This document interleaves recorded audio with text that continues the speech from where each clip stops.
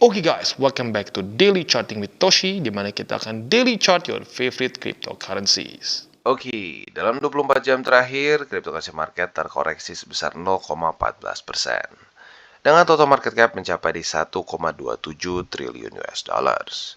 Dan kita bisa lihat, untuk Bitcoin, dia mulai terkoreksi lagi sebesar 0,53% dalam 24 jam terakhir. Dan sekarang trading di angka 30.265 ya. Good newsnya apa? Good newsnya minimal masih bertahan di atas dari 30.000 ya. Nggak membuat high tapi oke lah ya. Kita bisa lihat di sini dia mencoba untuk bertahan. Untuk Ethereum dia terkoreksi juga tapi lebih kecil di 0,20% saja di angka 2000 lebih 87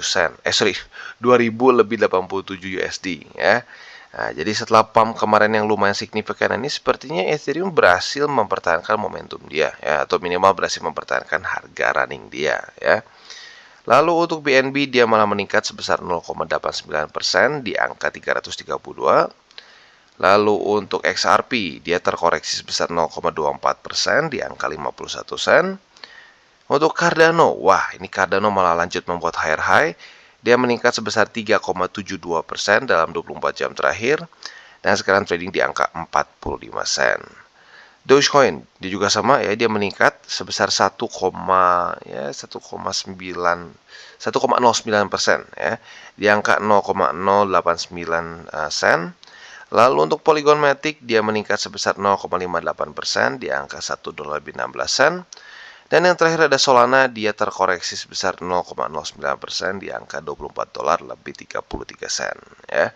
Jadi pada hari ini kita bisa lihat ya, jelas Bitcoin dominance lanjut lagi turun. Jadi memang sepertinya benar-benar ada resisten yang masih harus ditembus oleh Bitcoin dominance di angka 46-47%. Ya, kemarin-kemarin minimal di bear market tahun lalu sampai ya awal tahun inilah ya, itu masih terasa 46-47% itu masih menjadi resisten yang cukup kuat untuk Bitcoin dominance gitu ya. Oke. Selanjutnya kita akan geser ke economic calendar. Untuk hari ini kita bisa lihat nggak ada apa-apa ya, cuma ada satu aja dan bintang satu. Jadi hari ini kita lebih fokus ke technical analysis. Untuk besok juga sama ya, ada berita-beritanya tapi cenderung nggak ada yang bintang 3. Maka dari itu ya kita bisa skip aja ya. Jadi hari ini dan besok kita lebih fokus ke technical analysis. Nah, selanjutnya kita akan masuk ke bagian analisa Twitter. Dan kali ini kita akan ngomongin soal Fibonacci retracement ya, dan ini sebelumnya terjadi di cycle cycle simpelnya bull market yang sebelumnya. Di mana ini cycle bottom ya. Nah, saat dia naik ke sini dia ketahannya oleh Fibonacci retracement 38,2% ya. Setelah ini dia mulai sedikit membuat lower low, lower high, lower low, lower high. Terus kena COVID crash ya, itu simpelnya resesi juga, drop ke MA 200 sekitar di 5.700-an ya. Nah, pertanyaan apakah kali ini akan terulang lagi atau tidak? Kalau sampai terulang lagi 32,2%, Fibonacci retracement dari cycle bottom itu adalah di 49.000 K. Ya, jadi mulai mendekati ke all time high. Nah, ini kan secara Fibonacci ya. Gua Fibonacci sih bukan favorit jujurnya ya. Gua lebih suka ngelihat langsung apa ya, kita lihat supply resisten aja. Kita ngelihat daerah supply demand aja langsung ya. Nah, kalau kita lihat di sini di apa namanya angka 49.000 itu sebenarnya ada struktur ya. Kalau kita lihat di sini ya tipis-tipis sih, tapi mendekati lah 49.000 di sini ya. Yaitu struktur resisten yang terbentuk pada tanggal 21 sampai tanggal 28 Maret ya. Ini di weekly soalnya ya. Di sini plus di waktu bersamaan juga ya, di daerah sini juga ada daerah supply ya. Jadi bisa dibilang secara struktur pun memang di situ ada daerah supply. Nah, tetapi kalau kita lihat secara overallnya ada juga di sini resisten 32.000, lalu juga ada resisten juga di sini dan seterusnya. Jadi untuk bisa mencapai ke 49.000 masih ada beberapa banyak PR untuk Bitcoin ya. Jadi kurang lebih seperti itu untuk analisa dari Twitternya ya. Tinggal kita lihat apakah terulang lagi atau tidak. Dan mungkin bisa dibilang kalau dulu nih ya di cycle sebelumnya itu kan kita kena resesi karena COVID. Nah, apakah kali ini juga akan sama ya, dia naik ke atas mulai membuat lower low, lower high, lalu kena resesi juga seperti yang gue sudah bahas di video gue beberapa hari lalu ya, kayaknya nyari seminggu di mana gue bahas US ini kemungkinan besar akan masuk resesi. Bukan gue yang ngomong, tapi The Fed sendiri yang ngomong. Nah, buat lo belum nonton mungkin boleh coba cek ya. Di situ gue bahas ada kemungkinan Amerika kena resesi, dan setiap kali Amerika kena resesi bisa dibilang ya risk on asset termasuk Bitcoin juga cenderung terkoreksi ya. Nanti kita bahas PR-PR-nya untuk jangka panjangnya seperti apa di video itu ya. Nah, selanjutnya kita akan masuk ke PR untuk Bitcoin ya. PR untuk Bitcoin secara daily-nya adalah masih sama kok seperti kemarin ya. PR-nya adalah bertahan di atas dari 30.000 ya. Mungkin lebih tepatnya strukturnya sih 29.900. Itu PR dari gua ya. Dia retest nggak masalah. Kalau bisa yang penting jangan jebol gitu ya.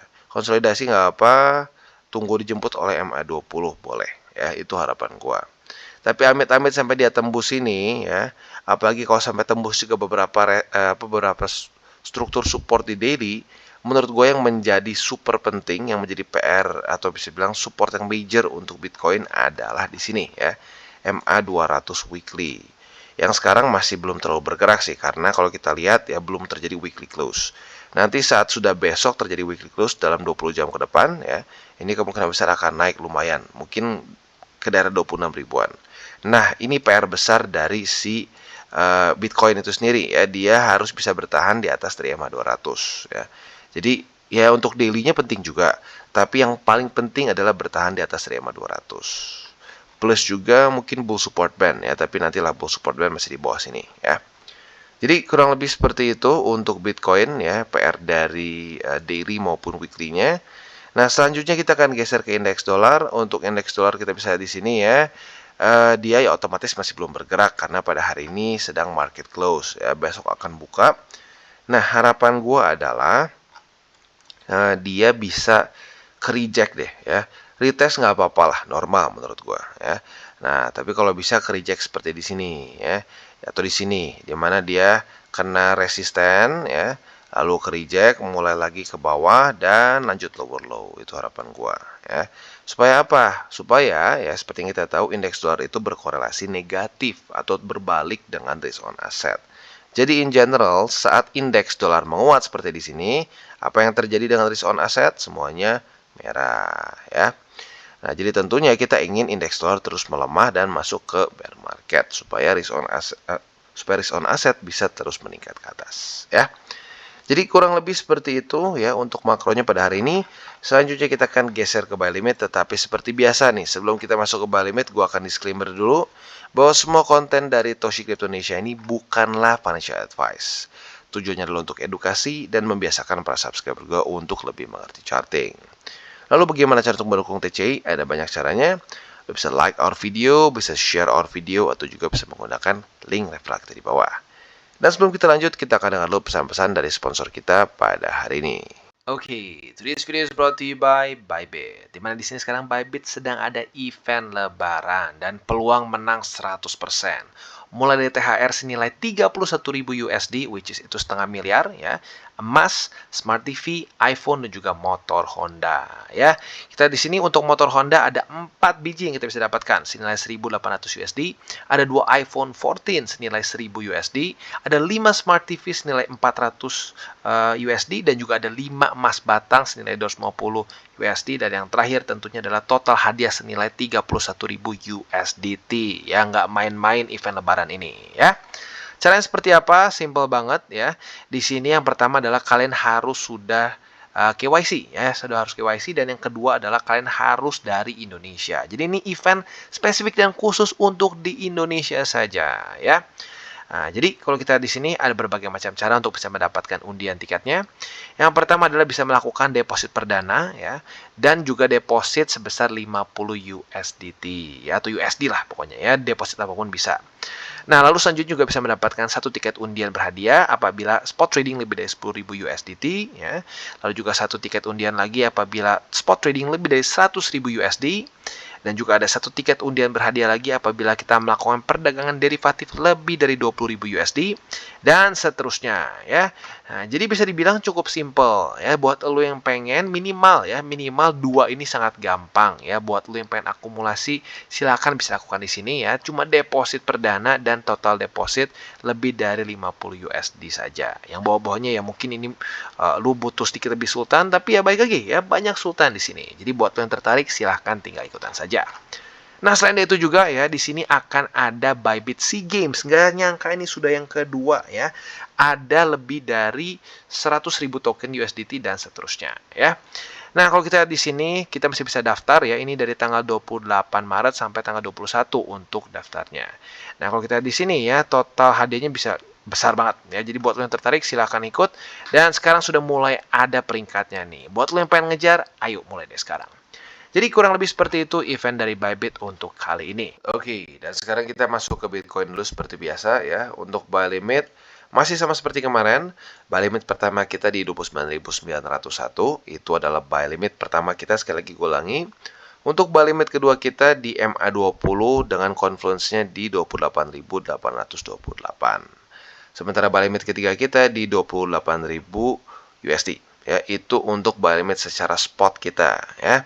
Nah, untuk posisi futures-nya ya, apabila terjadi retest 1, retest 2 di 29.900 sebagai support, kita bisa buka posisi long dengan target TP kita yang paling konservatif bisa di upper band ya, tetapi kalau lu mau agresif mungkin bisa di daerah 31.900-an.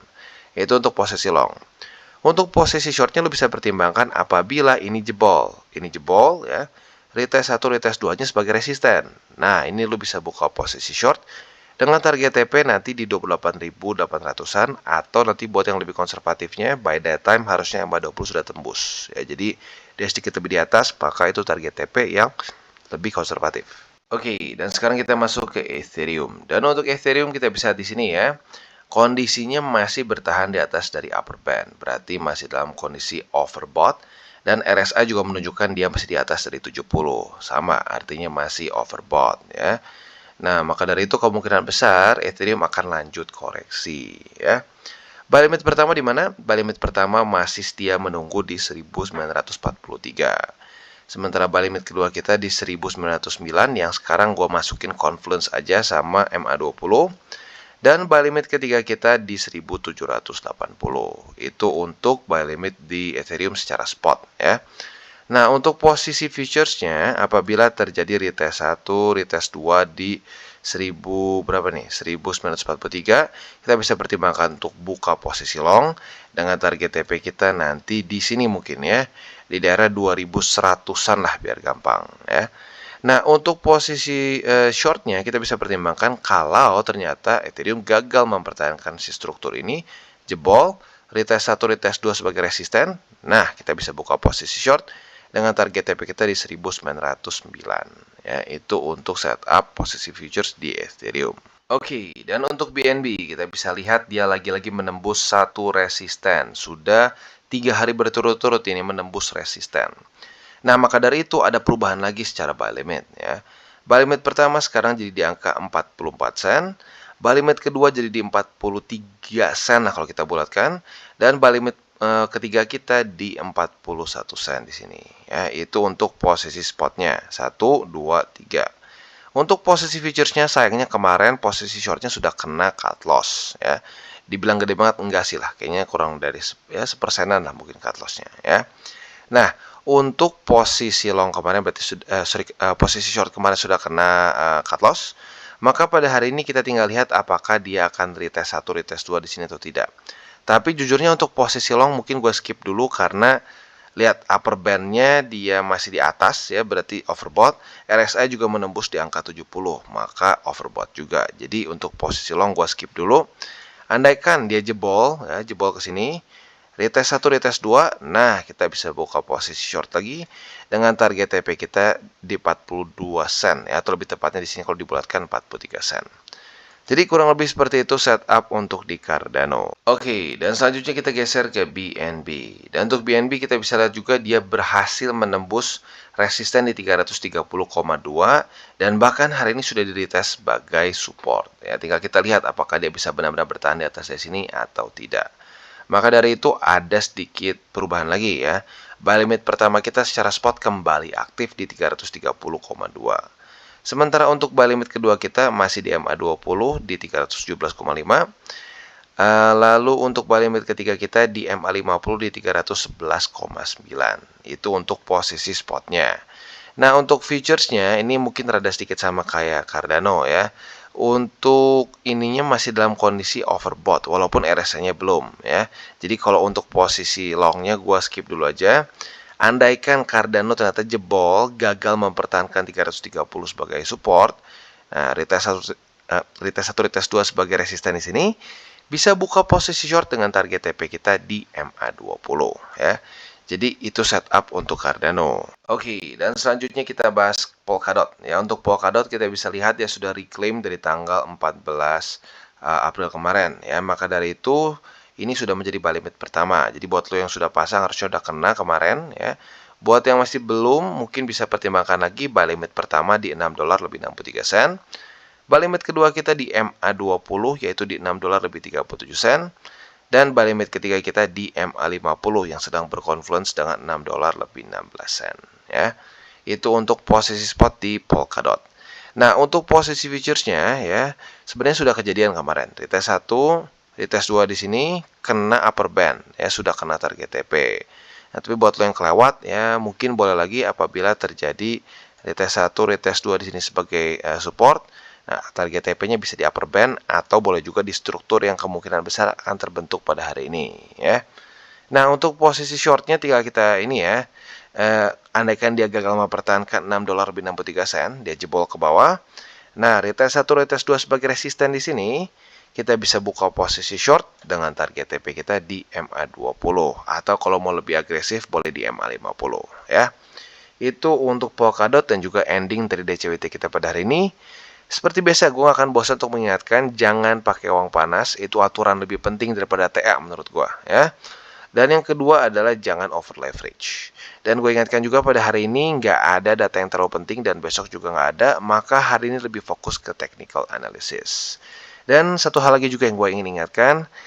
Lebih baik ya mindset untuk kripto ini adalah untuk jangka panjang. Jadi jangan berpikir bahwa wah gue pengen sehari profit misalkan minimal 1% atau 2%. Orang berpikir kayaknya gampang. Nah kalau udah punya mindset kayak gitu, ujung-ujungnya apa? Ujung-ujungnya over leverage percaya gue ya. Udah terlalu sering orang yang berpikir bahwa 1% 2% kecil jadi ditargetin. Nah ujung-ujungnya malah jadi boncos. Jadi ingat, sistemnya adalah kita seperti tabur tuai secara spot jangka panjang. Itu menurut gue yang paling efektif. Oke guys, jadi itu adalah akhir dari segmen DCWT kita pada hari ini. Dan jangan lupa bagi kalian yang merasakan manfaat dari segmen ini, jangan lupa untuk share ke teman-teman kalian. Dan apabila lu pengen mensupport channel kita, ya TCI, jangan lupa untuk menggunakan link referral kita di bawah. Nggak wajib ya, tetapi apabila lu menggunakan link referral kita di bawah, ada macam-macam ya, dari Bybit, Huobi, Maxi, toko kripto, dan banyak lagi ya. Ya, walaupun nggak wajib, tapi kalau menggunakan link referral kita, lu secara langsung membantu perkembangan dari TCI. Dan satu lagi, jangan lupa juga untuk join Telegram group kita, di mana kita bisa ngobrol-ngobrol santai mengenai dunia cryptocurrency secara dua arah. So, jangan lupa untuk like, subscribe, klik the bell icon, and see you on the next video.